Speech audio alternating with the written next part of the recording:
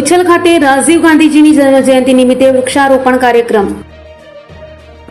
ભારતના પૂર્વ પ્રધાનમંત્રી સ્વર્ગવાસી રાજીવ ગાંધીજીની જન્મજયંતિ નિમિત્તે ઉચ્છલ તાલુકા કોંગ્રેસ સમિતિ દ્વારા વૃક્ષારોપણ કાર્યક્રમ યોજાયો હતો. તાલુકા કોંગ્રેસ પ્રમુખ શ્રી જગદીશભાઈ ગામિતના માર્ગદર્શન હેઠળ યોજાયેલા કાર્યક્રમમાં કોંગ્રેસના આગેવાનો, કાર્યકરો, સરપંચો અને તાલુકા સભ્યો ઉપસ્થિત રહ્યા હતા. આ પ્રસંગે સુરત તાપી જિલ્લા પંચાયત આરોગ્ય સમિતિના પૂર્વ ચેરમેન શ્રીમતી સ્નેહલતાબેન પરેશભાઈ વસાવા, શ્રી મહેશભાઈ વડવી, તાપી જિલ્લા રાજીવ ગાંધી પંચાયતી રાજ સંગઠનના પ્રમુખ શ્રી રોકીનભાઈ વડવી સહિત આગેવાનો હાજર રહ્યા હતા.